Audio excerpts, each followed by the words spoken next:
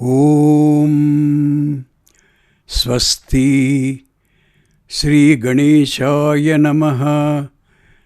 మహర్షి వేదవ్యాస గురవే నమః. మహామహోపాధ్యాయ పద్మశ్రీ పుల్లెల శ్రీరామచంద్రుడు గారు రచించిన మహాభారత సార సంగ్రహము అను కావ్య గ్రంథమునందలి వనపర్వము లేక అరణ్య పర్వము. పాండవులు వనానికి వెళ్ళుట. చదువుచున్నది జంగా కృష్ణమూర్తి. ఆ విధంగా ద్యూతంలో కపటోపాయాల చేత ఓడింపబడిన పాండవులు హాస్తినపురం నుండి బయలుదేరి ఆయుధాలు ధరించి ద్రౌపదితో ఉత్తరాభిముఖంగా వెళ్ళారు. దాదాపు 14 భృత్యులు ఇంద్రసేనాదులు తమ స్త్రీలతో రథాలెక్కి ఆ పాండవుల వెనుక వెళ్ళారు. పౌరులందరూ దుఃఖాక్రాంతులై వాళ్ల వెనుకనే వెళ్ళడానికి బయలుదేరారు. వాళ్ళందరూ యుధిష్ఠిరునితో, సత్పురుషులతో స్నేహం అభ్యుదయం కలిగిస్తుంది, మీ వంటి సత్పురుషులు ఎవ్వరూ లేరు, అందుచేత మేము కూడా మీతో కలిసి వనాలకు వస్తాం అన్నారు. యుధిష్ఠిరుడు వాళ్లను బ్రతిమాలి వెనుకకు పంపడానికి ప్రయత్నం చేశాడు. మీకు ఏమీ శ్రమ కలగకుండా మా ఆహారాదులు మేమే సంపాదించుకొని మీ వెంట ఉంటామని ఆ బ్రాహ్మణులన్నారు. తాను వాళ్లను పోషించే స్థితిలో లేనందుకు చింతిస్తూ యుధిష్ఠిరుడు నేల మీద కూర్చుండిపోయాడు. అప్పుడు శౌనకుడు అను ఒక మహాపండితుడు అతనికి ఇలా బోధించాడు. ప్రతిరోజు మూఢునికి అడుగడుగున దుఃఖహేతువులే ఎదురవుతుంటాయి. వాటికి పండితుడు భయపడడు. శోకస్థాన సహస్రాణి భయస్థాన శతాని చ దివసే దివసే మూఢమావిశంతి నా పండితం. వనపర్వము 2:16. ఏవైనా కష్టాలు వచ్చినప్పుడు సాధారణంగా మానవులు శారీర దుఃఖాలతోనూ మానస క్లేశాలతోనూ కృంగిపోతారు. వాటి నుండి బయటపడే ఉపాయం జనకుడు చెప్పి ఉన్నాడు. వ్యాధి, ఇష్టం కాని దానితో సంబంధం ఏర్పడడం, శ్రమ, ఇష్టమైనది దూరం అవడం, ఈ 4 శారీరమైన దుఃఖానికి కారణాలు. వీటి నివారణకు 2 ఉపాయాలు. 1 ఔషధాదుల సేవ, 2 వాటిని గూర్చి ఎక్కువగా ఆలోచించకుండా ఉండడము. అందుచేతనే బుద్ధిమంతులైన వైద్యులు మంచి మాటలు చెప్పడం, సుఖ సాధనాలు సమకూర్చడం ద్వారా మానవ శాంతిని కలిగించడానికి ప్రయత్నిస్తూ ఉంటారు. బాగా కాలిన ఇనుపగుండు వేస్తే కుండలోని నీళ్లు వేడెక్కినట్లు మానస దుఃఖం చేత శరీరానికి చాలా బాధ కలుగుతుంది. నీళ్లు చల్లి నిప్పు శాంతింపచేసినట్లు జ్ఞానం చేత మానసిక దుఃఖాన్ని శాంతింపచేసుకోవాలి. మానసిక దుఃఖం శాంతిస్తే శారీర దుఃఖం అదే శాంతిస్తుంది. మానస దుఃఖాలన్నింటికీ మూలం స్నేహము. స్నేహం వల్ల మానవునికి ఆసక్తి పెరుగుతుంది. దానితో దుఃఖం కలుగుతుంది.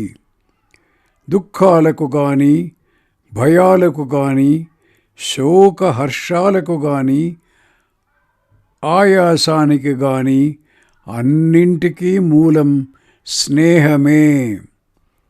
స్నేహమూలాని దుఃఖాని స్నేహజాని భయాని చ శోకహర్షౌ తథాయాసః సర్వం స్నేహాత్ ప్రవర్తతే. మన పర్వము 2:28. దురాశ చాలా పాపిష్టిది. ఎల్లప్పుడూ మానస క్లేశం కలిగిస్తుంది. అధర్మం చేయిస్తుంది. భయంకరమైనది. పాపాల పుట్ట. దుర్మతులు దానిని విడిచిపెట్టలేరు. మనిషి జీర్ణిస్తున్నా అది జీర్ణించదు, అనగా తగ్గదు. ప్రాణాలున్నంత కాలము బాధించే రోగం అది.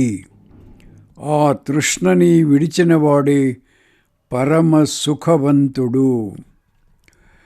తృష్ణా హి సర్వపాపిష్ఠా నిత్యోద్వేగకరీ స్మృత అధర్మబహుళా చైవ ఘోరా పాపానుబంధిని.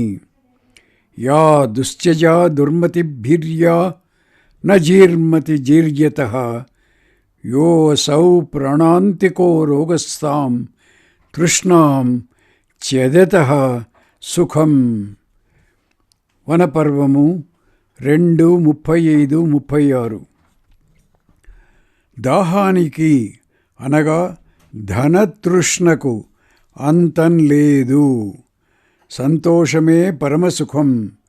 పండితులు ఎల్లప్పుడూ సంతోషాన్నే కోరుకుంటారు, సంతృప్తిని కోరుకుంటారు. అన్యో నాస్తి పిపాసాయాః సంతోషః పరమం సుఖం తస్మాత్ సంతోషమేవేహ పరం పశ్యంతి పండితాః. కొంతమందికి ధర్మకార్యాలు చేయడం కోసం ధనం సంపాదించాలనే కోరిక ఉండవచ్చును. కానీ ఏ కోరిక లేకపోవడమే మంచిది. బురద కడుగు కొనడం కంటే ఆ బురదను ముట్టుకొనకుండా దూరంగా ఉండడమే మంచిది కదా. ధర్మార్థం యస్య విత్తేహ వరం తస్య విమోహిత ప్రక్షాళనాద్ధి పంకస్య దూరాదస్పర్శనం వరం. వనపర్వము 2:49. శౌనకుని మాటలు విని యుధిష్ఠిరుడు నేను భోగాలు అనుభవించడం కొరకై ధనం కావాలని కోరుకొనడం లేదు, గృహస్థ ధర్మమైన అతిథి పూజ చేయడం కోసం కోరుతున్నాను అన్నాడు. యుధిష్ఠిరుడన్న మాట అంగీకరిస్తూనే శౌనకుడు ఇంకా ఇలా అన్నాడు. ఆహా, జగత్తు పోకడ ఎంత విపరీతంగా ఉంది. సత్పురుషుడు దేనికైతే సిగ్గుపడతాడో దానితోనే అసత్పురుషుడు సంతోషిస్తుంటాడు. వివేకహీనుడైన మానవుడు మోహానికి రాగానికి లొంగిపోయి ఇంద్రియార్థాలనే అనగా వివిధ భోగాలనే కోరుతూ పొట్ట కోసము సంభోగం కోసము చాలా పాపం చేస్తుంటాడు. అహో బత మహత్కృష్టం విపరీతమిదం జగత్ ఏనాపత్రపతే సాధుస్తేన తుష్యతి. శిష్ణోదర కృతే ప్రాజ్ఞః కరోతి విగసం బహు మోహరాగవశాక్రాంతః ఇంద్రియార్థవశానుగః. వనపర్వము 2:64-65. తెలివి తక్కువ వాళ్ళు ఎల్లప్పుడూ భోగపరాయణులై ఉంటుంటే వివేకవంతులు ధర్మాచరణ మీద దృష్టి నిలుపుతారు. యజ్ఞం అనగా దేవతా పూజ, అధ్యయనం, దానం, తపస్సు, సత్యం, ఓర్పు, ఇంద్రియాలను అదుపులో పెట్టుకొనడం, లోభం లేకపోవడం, ఇవి 8 విధాలైన ధర్మ మార్గాలు. విద్యాధ్యయన దానాని తపః సత్యం క్షమా దమః అలోభ ఇతి మార్గో అయం ధర్మస్యాష్టవిధ స్మృతః. వనపర్వము 2:75. వేదం కర్మలు చెయ్యమంటుంది, కర్మలు త్యజించమంటుంది. అందుచేత ఈ ధర్మాలన్నీ చెయ్యాలి. అయితే అభిమానంతో నేను చేస్తున్నాను అను అహంకారంతో చేయకూడదు. తదిదం వేదవచనం కురు కర్మ త్యజేతి చ తస్మాత్ ధర్మాని మాన్ సర్వాన్ నాభిమానాత్ సమాచరేత్. వనపర్వము 74.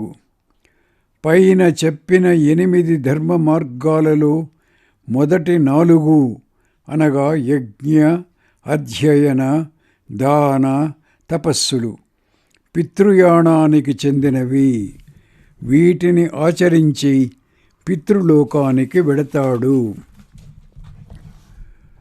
చివరి 4 మార్గాలు అనగా సత్య, క్షమ, దమ, అలోభాలు దేవయానానికి సంబంధించినవి. వీటిని అనుసరించిన వాడు దేవలోకానికి వెడతాడు. వీటిని అష్టాంగ మార్గానుసరణం చేత పరిశుద్ధమైన అంతఃకరణం కలవాడై ఆచరించాలి. మంచి సంకల్పము, చక్కగా ఇంద్రియ నిగ్రహం చేసుకొనడం, ఉత్తమమైన నియమాల పాలనము, ఉత్తమ గురుసేవనము, శుద్ధమైన ఆహారం సేవించడము, పవిత్రములైన అనగా మంచి విషయాలు బోధించే గ్రంథాల అధ్యయనము, మంచి కర్మల అనుష్ఠానము, చిత్తమును బాగుగా నిరోధించుకొనడము అనునవి అష్టాంగ మార్గాలు. సమ్యక్ సంకల్ప సంబంధాత్, సమ్యక్ చేంద్రియ నిగ్రహాత్, సమ్యగ్వ్రత విశేషాచ్చ సమ్యక్ చ గురుసేవనాత్, సమ్యగాహారయోగాచ్చ సమ్యక్ చాధ్యయనాగమాత్, సమ్యక్ కరోప సంన్యాసాత్, సమ్యక్ చిత్త నిరోధనాత్. వనపర్వము 2:78-79. యుధిష్ఠిరా, బ్రాహ్మణులను పోషించాలని ఉంటే నీవు తపస్సు చేసి సిద్ధిని సంపాదించడానికి ప్రయత్నం చెయ్యాలి. తపసా సిద్ధిమన్విచ్ఛ ద్విజానాం భరణాయ వై. వనపర్వము 2:83. యుధిష్ఠిరుడు సూర్యుణ్ణి ఉపాసించుట.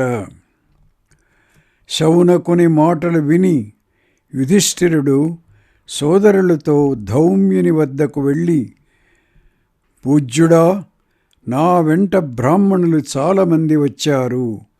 వాళ్ళని పోషించడానికి నాకు శక్తి లేదు.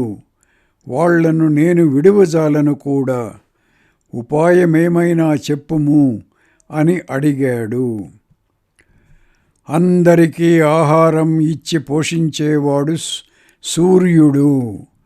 ఆ సూర్యుని ఆరాధించుము అని ధౌమ్యుడు చెప్పాడు. అతనికి సూర్యుని అష్టోత్తర శతనామాలు కూడా ఉపదేశించాడు. యుధిష్ఠిరుడు ఈ అష్టోత్తర శతనామ స్తోత్రం పఠిస్తూ మరొక స్తోత్రంతో కూడా సూర్యుణ్ణి స్తుతిస్తూ తపస్సు చేశాడు. సూర్యుడు ప్రత్యక్షమై యుధిష్ఠిరునకు ఒక రాగి పాత్ర ఇచ్చి, ద్రౌపది చతుర్విధాన్నములను కొంచెం కొంచెం వండి ఈ రాగి పాత్రలో ఉంచి వడ్డన ప్రారంభించిన తరువాత ఆ అన్నం అక్షయంగా వస్తూనే ఉంటుంది. ఇప్పటి నుండి 14 సంవత్సరాలలో నీ రాజ్యం నీకు లభిస్తుంది అని చెప్పి అంతర్ధానం చెందాడు. ఈ అష్టోత్తర శతనామాలు స్తోత్రము కూడా సూర్యానుగ్రహప్రదాలు వనపర్వం 3వ అధ్యాయంలో ఉన్నాయి. ఆనాటి నుండి ప్రతి దివసమునందు కూడా ద్రౌపది వండి పాత్రలో ఉంచిన అత్యల్పమైన విధాన్నం అక్షయ్యంగా ఉండేది. ముందు అతిథులకు అనుజులకు భోజనములు పెట్టి తరువాత యుధిష్ఠిరుడు భోజనం చేసేవాడు. అందరికంటే చివర ద్రౌపది భోజనం చేసేది.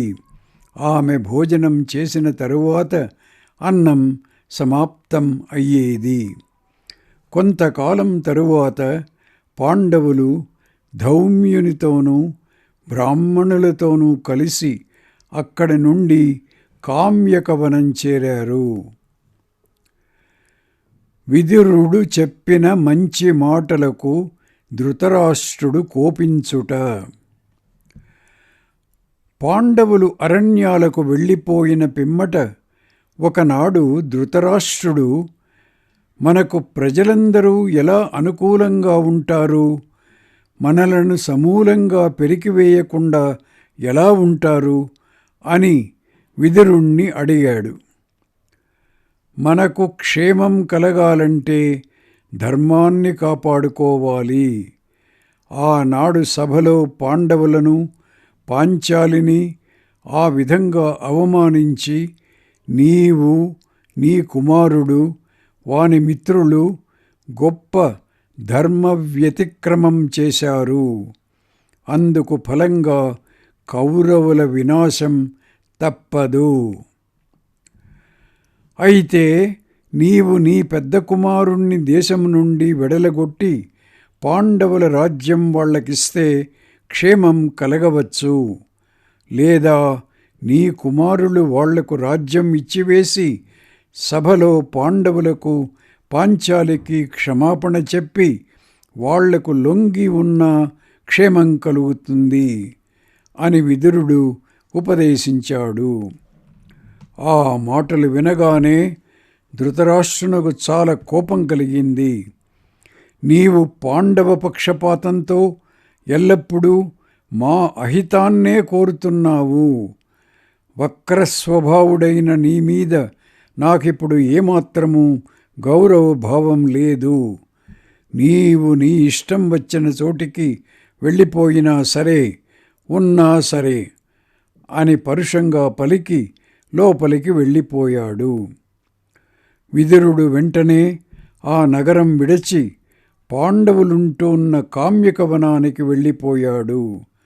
యుధిష్ఠిరుడు దూరం నుండియే విదురుణ్ణి చూచి ప్రక్కనున్న సోదరులతో, మీ ఆయుధాలను పణంగా పెట్టి ద్యూతం ఆడడానికి రండి అని మళ్ళీ మనల్ని పిలవడానికై ఈయనను పంపలేదు కదా, మనం ఆయుధాలు కూడా కోల్పోతే యుద్ధంలో గెలవడం ఎలా అని అంటున్నాడు.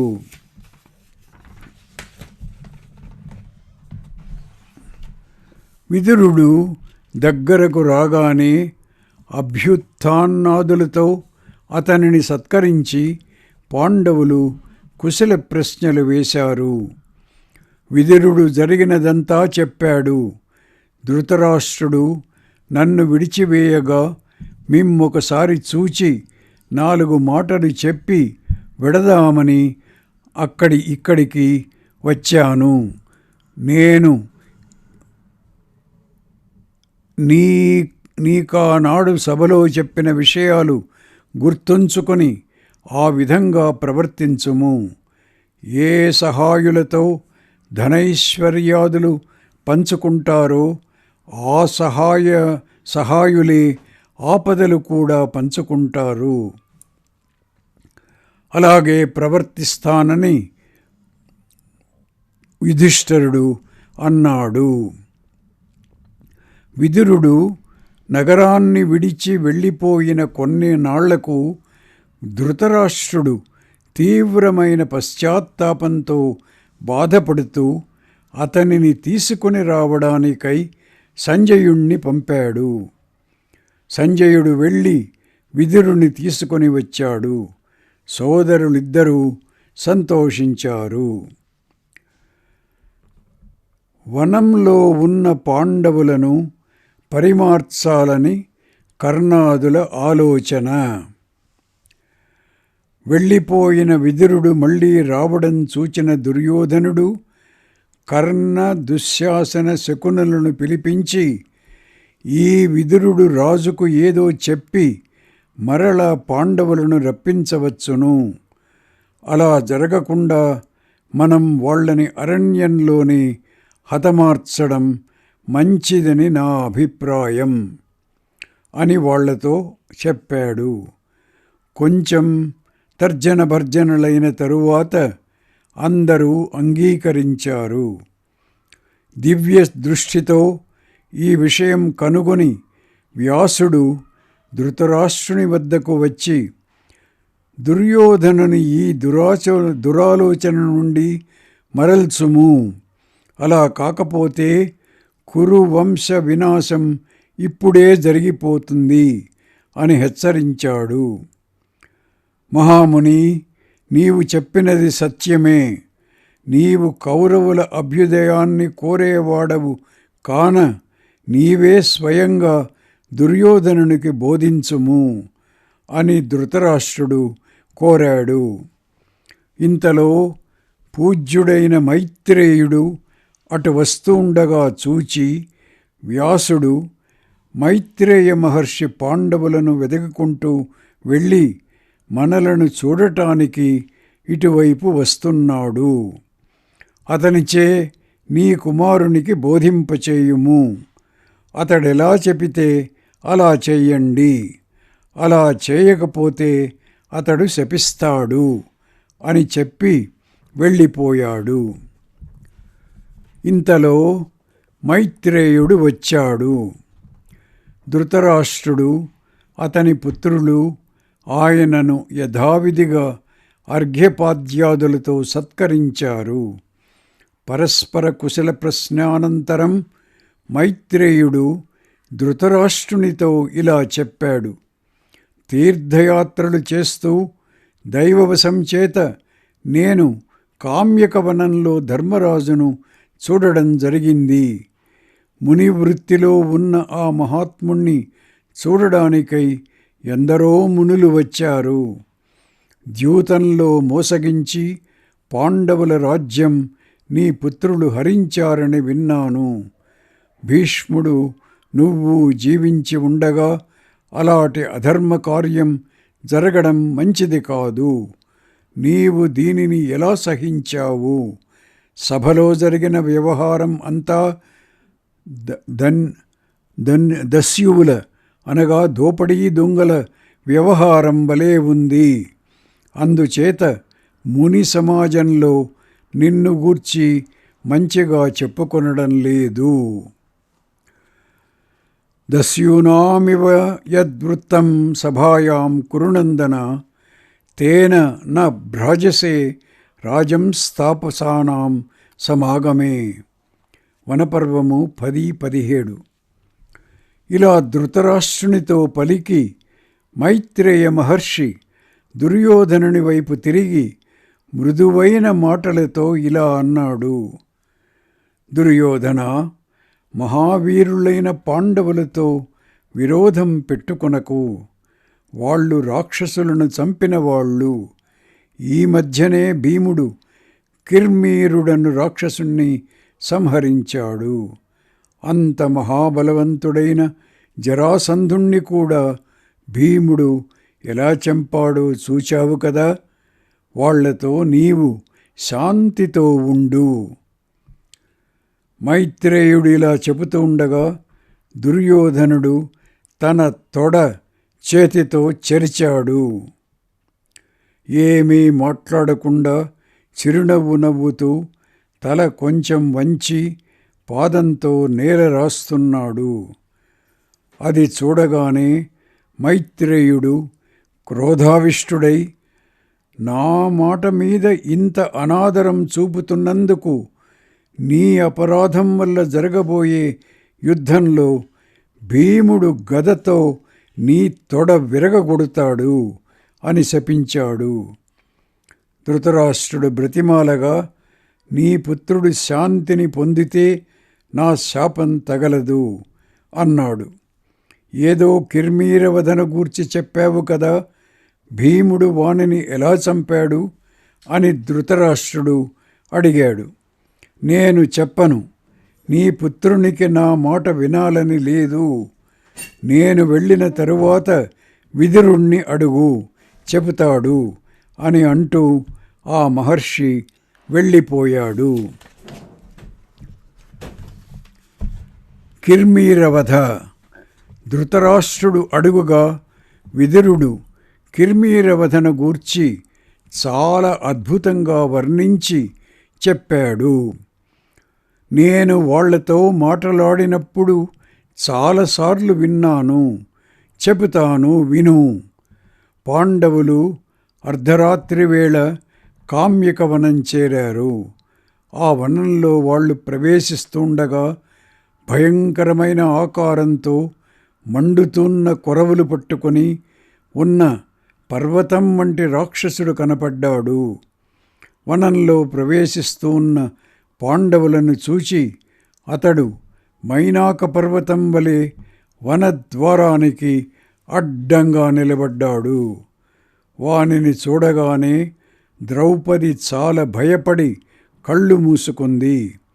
ఇంతలో అతడు అనేక మాయలు సృష్టించడం ప్రారంభించాడు. ఆ మాయలన్నింటినీ ధౌమ్యుడు రక్షోఘ్న మంత్రాలు యథావిధిగా పఠించి శాంతింపజేశాడు. మాయలన్నీ వ్యర్థమవడంతో ఆ రాక్షసుడు స్పష్టంగా కనపడుతున్నాడు. నీవెవ్వరవు అని యుధిష్ఠిరుడు వానిని అడిగాడు. నేను బకాసురుని సోదరుణ్ణి, నా పేరు కిర్మీరుడు. ఈ వనంలో ఉన్నవారిని, ఇక్కడికి వచ్చిన వాళ్ళని చంపి తింటుంటాను అని చెప్పి ఆ రాక్షసుడు మీరెవరు అని యుధిష్ఠిరుణ్ణి అడిగాడు. యుధిష్ఠిరుడు తమ గోత్రనామాదులు అన్నీ చెప్పాడు. ఆ మాట విన్న రాక్షసుడు, చాలా కాలానికి నా కోరిక ఈడేరింది. నేను ఈ భీమసేనుణ్ణి చంపడం కోసమే చూస్తున్నాను. ఈనాటికి ఇతడు కనపడ్డాడు. ఇతడు నా సోదరుడైన బకుణ్ణి చంపాడు. నా మిత్రుడు హిడింబుణ్ణి చంపి అతని సోదరిని అపహరించాడు. ఈ రాక్షస కంటకుణ్ణి చంపి నేను శాంతి పొందుతాను, మిమ్ములనందరినీ భక్షిస్తాను అన్నాడు. వెంటనే భీముడు ఒక మహావృక్షం పెకిలించి దాని ఆకులన్నీ దులిపివేసి దానిని పట్టుకొని నిలబడ్డాడు. అర్జునుడు గాండీవం తీయబోగా అతనిని వారించి రాక్షసునితో యుద్ధానికి తలబడ్డాడు. మొదట వృక్షాలతోనూ శిలలతోనూ యుద్ధం జరిగింది. తరువాత మల్లయుద్ధం ప్రారంభమైంది. దుర్యోధనుడు చేసిన అవమానం వల్ల, సహజమైన బాహువీర్యం వల్ల దృప్తుడైన ఆ భీముడు అక్కడనే నిలిచి ద్రౌపది చూస్తుండడం చేత తీవ్రంగా విజృంభించాడు. దుర్యోధననికారాచ్చ బాహువీర్యాచ్చ దర్పితః కృష్ణానయన దుష్టస్య వ్యవర్ధతః వికోదరః. రాక్షసుని బలం క్షీణించింది. భీముడు వానిని నడుము విరిచి పశువును చంపినట్లు చంపివేశాడు. సోదరులు ద్రౌపది సంతోషంతో భీముణ్ణి అభినందించారు. నేను ఆ వనానికి వెళ్ళినప్పుడు భీముడు చంపి దూరంగా విసిరివేసిన ఆ రాక్షసుని మహాకాయాన్ని చూచాను. ఈ విషయం అంతా అక్కడికి చేరిన బ్రాహ్మణులు చెప్పుకుంటుండగా విన్నాను. ఈ వృత్తాంతం వినగానే ధృతరాష్ట్రుని గుండెలో రాయి పడ్డట్లయింది. ఆలోచిస్తూ కూర్చుండిపోయాడు. కృష్ణుడు పాండవులను చూడడానికి కామ్యకవనానికి వెళ్ళుట.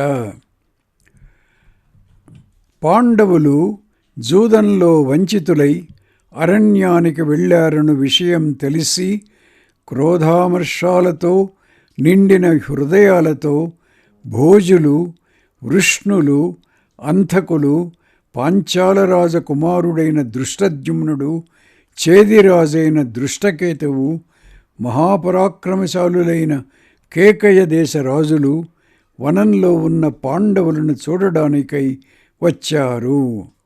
కౌరవులను నిందిస్తూ మేం ఏమి చేయవలనో చెప్పండి అని అడుగుతూ కృష్ణుణ్ణి ముందుంచుకొని ధర్మరాజు చుట్టూ కూర్చున్నారు. కృష్ణుడు ధర్మరాజుకు నమస్కరించి దుఃఖంతో ఇలా అన్నాడు. మేం దుర్యోధనాదులను వాళ్ళ పరివారమును జయించి ధర్మరాజును రాజ్యాభిషిక్తుణ్ణి చేస్తాం. మోసం చేస్తూ దగ్గర తిరిగే వానిని వధించాలి అనేది సనాతన ధర్మం. నికృత్యోపచరన్ వధ్య ఏష ధర్మ సనాతన. వనపర్వం 12:7. తమపై ఉన్న స్నేహభావం చేత ఆ విధంగా కోపించి ప్రజలందరినీ కాల్చివేయనున్నాడా అన్నట్లు ఉన్న కృష్ణుణ్ణి శాంతింపచేస్తూ అర్జునుడు ఆ లోకనాథుని పూర్వ శరీరాలలో అనగా జన్మలలో చేసిన పనులను వర్ణించాడు. కృష్ణ, నీవు పూర్వం సాయంకాలం మాత్రమే ఇల్లు చేరే మునివై 10,000 సంవత్సరాలు గంధమాదన పర్వతం మీద సంచరించావు. 11,000 సంవత్సరాలు నీళ్లు మాత్రమే భక్షిస్తూ పుష్కర క్షేత్రంలో నివసించావు. బదరీ క్షేత్రంలో వాయువును మాత్రమే భక్షిస్తూ చేతులు పైకెత్తి ఒంటి కాలి మీద 100 సంవత్సరాలు నిలబడ్డావు. సరస్వతీ నదీ తీరంలో 12 సంవత్సరాల సత్రంలో ఉత్తరీయం కూడా లేకుండా నాడులన్నీ పైకి కనపడేటట్లు కృషించి ఉన్నావు. ప్రభాస తీర్థంలో అదేవిధంగా 1000 దివ్య వర్షాల పాటు ఒంటి కాలిపై నిలిచి ఉన్నావు. లోకాలను నడిపేవాడవు నీవే. సకల భూతాల ఆది అంతము నీవే. అన్ని భూతాలలోని జీవుడు నీవే అని వ్యాసుడు నాకు చెప్పి ఉన్నాడు. నరకాసురుణ్ణి సంహరించి మణికుండలాలు తెచ్చావు. దైత్యులను దానవులను సంహరించావు. ఇంద్రునికి సర్వాధిపత్యం ఇచ్చి నీవు మనుష్యలోకంలో జన్మించావు. నారాయణుడుగా ఉన్న నీవే హరివి. బ్రహ్మాది దేవతలందరూ నువ్వే. కాలము, ఆకాశము, దిక్కులు, పృథివీ కూడా నీవే. అన్ని యజ్ఞాల అధిపతివి నీవే. నీవు అదితికి పుత్రుడుగా జనించి ఉపేంద్రుడవయ్యావు. త్రివక్రముడైనావు.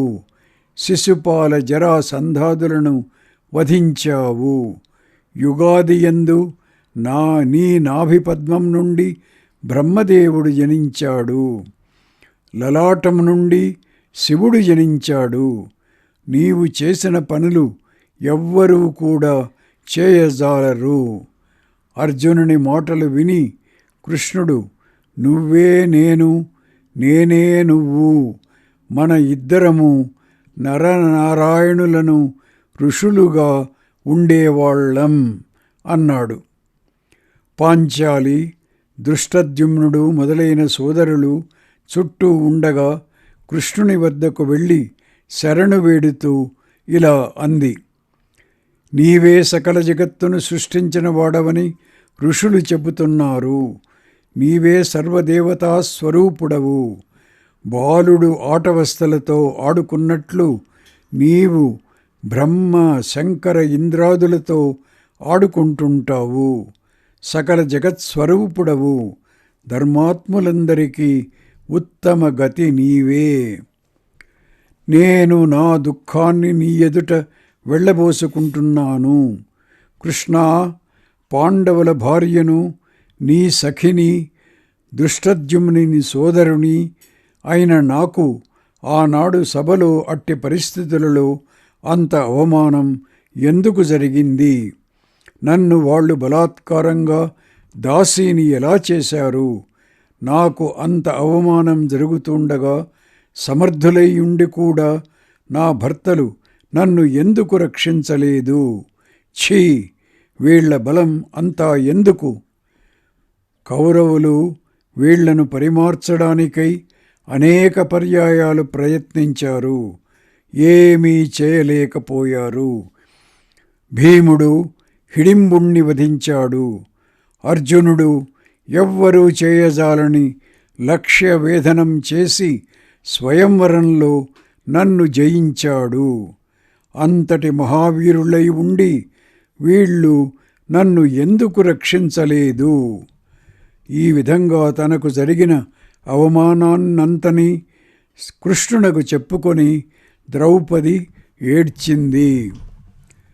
కృష్ణుడు ఆమెకు ధైర్యం చెబుతూ, ద్రౌపది, నీకు ఎవరిపై ఈ విధంగా కోపం కలిగిందో వాళ్ళ అందరి స్త్రీలు కూడా ఈ విధంగానే ఏడుస్తారు. అర్జునుడు బాణాలతో రక్త నదులు పారేటట్లు చేస్తాడు. నీవు మహారాణివి అవుతావు. జులోకం నేల మీద కూలవచ్చు. హిమవత్ పర్వతం బ్రద్దలైపోవచ్చు. భూమి ముక్కలైపోవచ్చు. సముద్రం ఎండిపోవచ్చు. ద్రౌపది, నా మాట వ్యర్థం అవడానికి వీలు లేదు.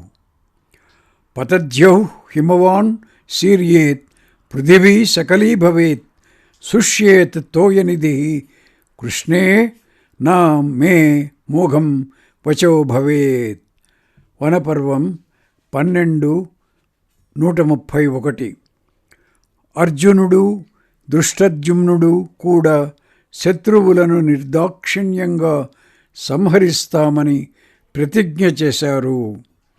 శ్రీకృష్ణుడు యుధిష్ఠిరునితో, రాజా, ఆ సమయంలో నేను ద్వారకలో ఉంటే నన్ను ద్యూతానికి పిలవకపోయినా వాళ్ళందరికీ నచ్చజెప్పి ద్యూతం నిలిపివేసి ఉండేవాడిని. వాళ్ళు వినకపోతే దండోపాయం చేత నిలిపేవాడిని. ఆ సమయంలో నేను లేకపోవడం చేత మీకు ఈ ఆపద కలిగింది అన్నాడు. ఓం తత్సత్.